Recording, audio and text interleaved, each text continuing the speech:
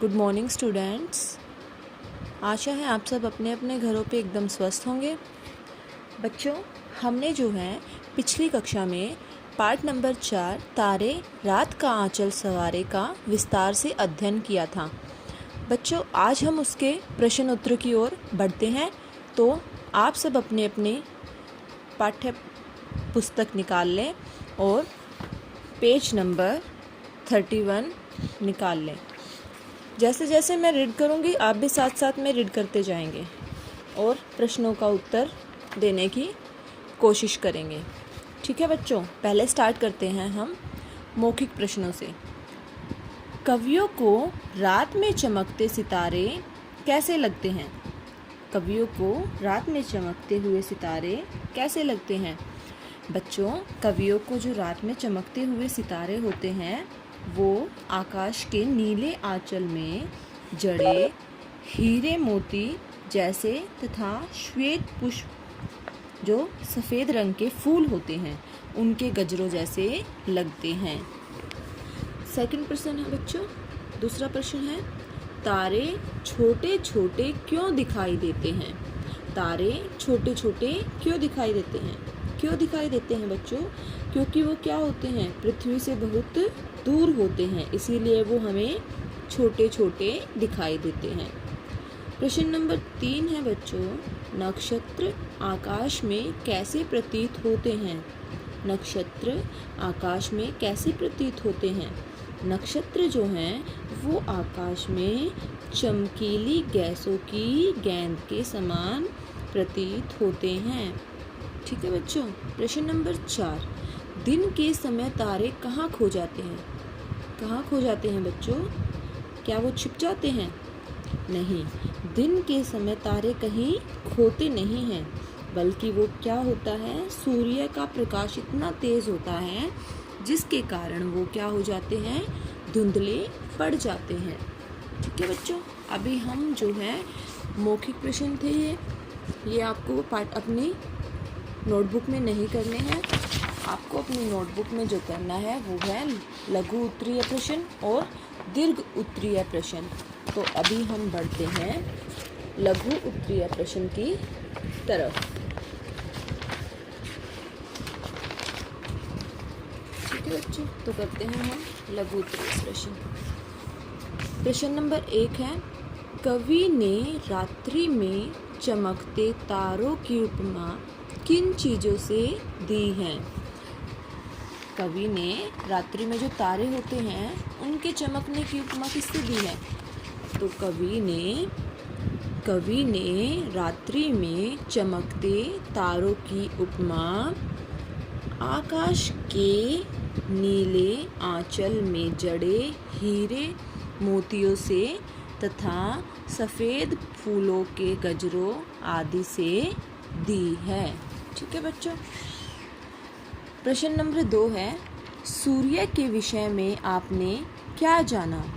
सूर्य के विषय में आपने क्या जाना? क्या जाना है हमने सूर्य के विषय में? सूर्य के विषय में आपने क्या जाना? सूर्य के विषय में हमने यह जाना कि सूर्य क्या होता है। सूर्य जो है वो एक तारा होता है, या फिर उसको हम क्या बोल सकते हैं, नक्षत्र भी बोल सकते हैं। इसके पास क्या स्वयं का प्रकाश है। किसके पास? सूरज के पास जो है बच्चों वो खुद का प्रकाश होता है। सूर्य ही पृथ्वी के सबसे निकट स्थित है और यही क्या है, सबसे बड़ा नक्षत्र भी है। और सूर्य जो है वो अपनी जगह पर स्थिर रहता है, वो कभी घूमता नहीं है। हम ये बोलते कि भाई सूर्य घूम रहा है, नहीं बच्चों, वो सूर्य नहीं घूमता है, वो पृथ्वी घूमती है जो सूर्य के चारों ओर चक्कर लगाती है। ठीक है बच्चों, अभी हम पढ़ते हैं प्रश्न नंबर 3, तारों और पृथ्वी में प्रमुख अंतर क्या है? कि तारे और पृथ्वी में प्रमुख अंतर क्या है? पहला अंतर तो बच्चों देखो यही हो गया कि सूर्य के पास क्या होता है, अपना खुद का प्रकाश होता है, जबकि पृथ्वी के पास ऐसा नहीं होता। ठीक है, तो तारों और पृथ्वी में प्रमुख अंतर यही हो गया कि तारों के पास तो खुद का अपना प्रकाश होता है, परंतु पृथ्वी के पास अपना प्रकाश नहीं होता। ठीक है बच्चों, चलिए अब बढ़ते हैं प्रश्न नंबर 4 की ओर। तारों में कौन सी गैसें पाई जाती हैं? बच्चों हमने पढ़ा था ना, तारों में कौन कौन सी गैसें पाई जाती हैं। तारों में 2 प्रकार की गैस पाई जाती हैं, एक हाइड्रोजन गैस और एक हीलियम गैस। ठीक है बच्चों, तारों में हाइड्रोजन और हीलियम गैस पाई जाती है। हाँ, बढ़ते हैं प्रश्न नंबर 5 की ओर। सूर्य का निकटतम नक्षत्र सूर्य से कितनी दूर है? बच्चों जैसा कि हमने पढ़ा था कि जो सबसे पास का भी नक्षत्र है वो भी हमसे कितनी मील दूर होता है? करोड़ों मील दूरी पर स्थित होता है। सूर्य का जो निकटतम नक्षत्र है वो भी सूर्य से करोड़ों मील दूरी पर स्थित है। ठीक है बच्चों, अभी हम पढ़ते हैं दीर्घ उत्तरीय प्रश्न की तरफ। ये हो गए आपके लघु उत्तरीय, अब बढ़ते हैं दीर्घ उत्तरीय की तरफ। प्रश्न नंबर 1 है, तारों की 3 विशेषताएं लिखिए। तारों की कोई भी 3 विशेषताएं लिखिए। तो तारों की 3 विशेषताएं निम्नलिखित हैं। इनका क्या स्वयं का प्रकाश होता है सूर्य की तरह, जैसे सूर्य का प्रकाश होता है स्वयं का, वैसे ही तारों का भी प्रकाश होता है। ये जो है वो चमकीले पिंड होते हैं जो अत्यधिक गर्म होते हैं। जो तारे होते हैं वो क्या होते हैं? तारे जो होते हैं वो एक चमकीले पिंड होते हैं जो कि अत्यधिक गर्म होते हैं। नंबर 3 है, इनमें मुख्यतः कौन कौन सी गैसें होती हैं? हाइड्रोजन और हीलियम गैसें होती हैं। तो ये थी तारे की विशेषताएं। अब प्रश्न 2 देखते हैं, आकाश गंगा किसे कहते हैं? आकाश गंगा किसे कहते हैं? बच्चों आकाश गंगा किसे कहते हैं? आकाश गंगा अनगिनत नक्षत्रों का चमकीला समूह है। उसमें हजारों, लाखों, करोड़ों तारे हैं।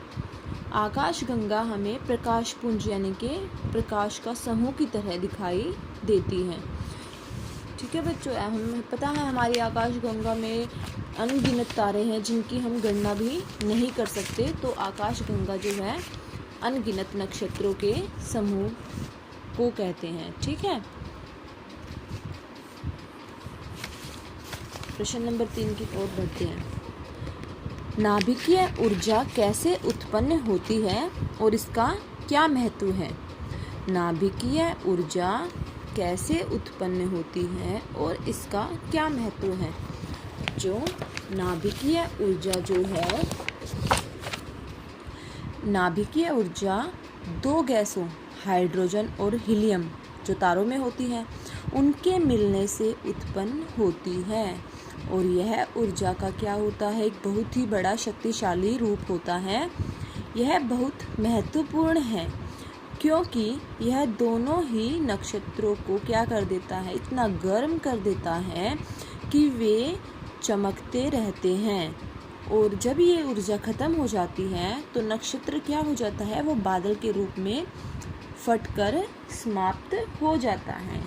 ठीक है बच्चों, अब बढ़ते हैं प्रश्न नंबर 4 की ओर। नाभिकीय ऊर्जा के समाप्त हो जाने पर तारों की क्या स्थिति होती है? जब नाभिकीय ऊर्जा समाप्त हो जाती है तो तारों की क्या स्थिति हो गई? उनकी जो रोशनी है, उनकी जो रंग है, चमक है, वो क्या हो जाएगी? हल्की हो जाएगी।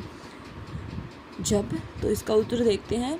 नाभिकीय ऊर्जा हाइड्रोजन और हीलियम गैसों से उत्पन्न होती है और इसी ऊर्जा से क्या होता है? नक्षत्र बहुत ज़्यादा गर्म रहते हैं और गर्म होने के कारण क्या होता है? वो चमकते रहते हैं। इस ऊर्जा के समाप्त होने पर, जब यह ऊर्जा समाप्त हो जाती है तो गैस और धूल के विशाल बादल के रूप में फटकर क्या हो जाते हैं?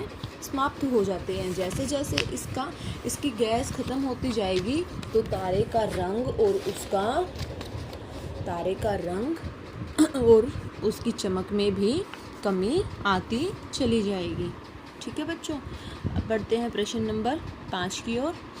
नक्षत्रों के रंग में परिवर्तन क्यों और कैसे होता है? नक्षत्रों के रंग में परिवर्तन क्यों और कैसे होता है बच्चों?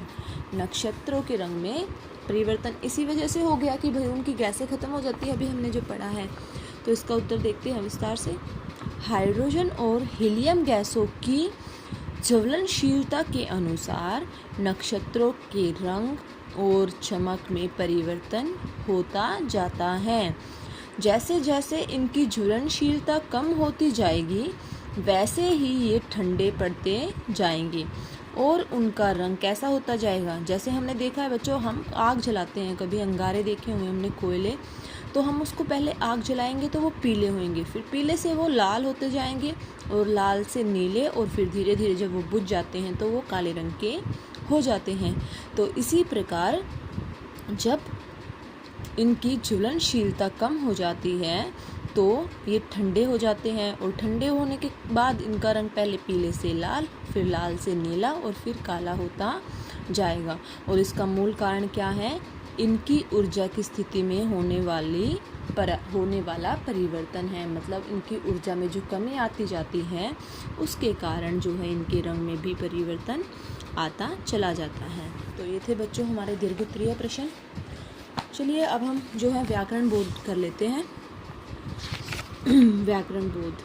अच्छा ये बच्चों, ये आप इनके उत्तर आपको स्वयं देने होंगे, बाद में मेरे को भेजने हैं कि आपने ठीक किए हैं या नहीं। ठीक है बच्चों, अभी हम व्याकरण बोध। बच्चों संज्ञा या सर्वनाम का क्रिया के साथ संबंध जोड़ने वाले शब्द को हम क्या कहते हैं? कारक कहते हैं। कारक नीचे जो है हमें बताया गया कि हमें इनके कारक का नाम लिखना है। ठीक है, तो कारक किसे कहते हैं? संज्ञा या सर्वनाम क्रिया के साथ संबंध जोड़ने वाले शब्द क्या कहलाते हैं? कारक कहलाते हैं। कारक के कितने भेद होते हैं? 8 भेद होते हैं। ये आपको जो है याद करने होंगे। कर्ता ने कर्म को, ऐसे इनको याद करना है। ठीक है, बाकी आपको ऊपर ये पढ़ के आप इनके आंसर खुद दे सकते हो, इनके उत्तर स्वयं दे सकते हो। तो आप कोशिश करेंगे कि इनके उत्तर स्वयं दें। ठीक है बच्चों। फिर प्रश्न नंबर 2 में क्या है? निम्नलिखित वाक्यों में रेखांकित वाक्यांश के स्थान पर एक शब्द का प्रयोग करते हुए वाक्यांश को पुनः लिखिए। जगह व्याप्त, मतलब जो हर जगह होता है उसको हम क्या बोलते हैं बच्चों? सर्वव्यापी। ठीक है, ऐसे ही दूसरे में देखने योग्य को क्या बोलेंगे? दर्शनीय। और उसका फिर ऐड करके, जैसे ईश्वर सब जगह व्याप्त है, तो सब जगह व्याप्त की जगह हम सर्वव्यापी लिख सकते हैं। तो इसका हो गया ईश्वर सर्वव्यापी है। ठीक है, ऐसे ही हमें बाकी के भी करने हैं। ठीक है बच्चों, द्वितीय व्यंजन कौन से होते हैं? जो ऐसे बच्चा, कच्चा, मिट्टी, एक ही व्यंजन का प्रयोग जब 2 बार करते हैं तो उसको हम क्या बोलते हैं?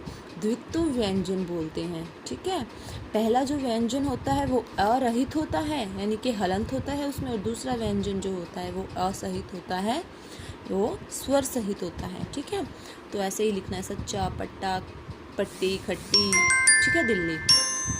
फिर ये भी ऐसे ही द्वितीय व्यंजन वाले हैं।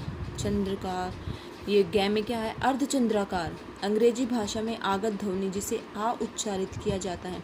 देखा होगा आपने, ऐसे जो मतलब डॉक्टर हो गया उसमें भी आप ऊपर ऐसे लगा देते हो, तो ये क्या बोलते हैं इनको? अर्धचंद्राकार। चंद्रबिंदु तो वो हो जाती है जिसमें ऐसे करके हम ये लगाते हैं, और ये होते हैं अर्धचंद्राकार, बस ऐसे। ठीक है,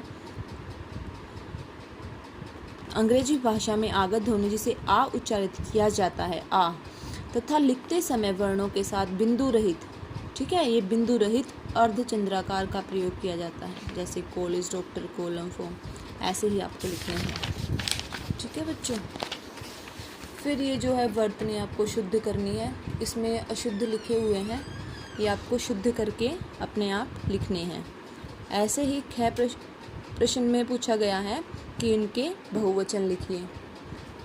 ठीक है, ये आप स्वयं करेंगे। तो ये था आपका होमवर्क आज के लिए।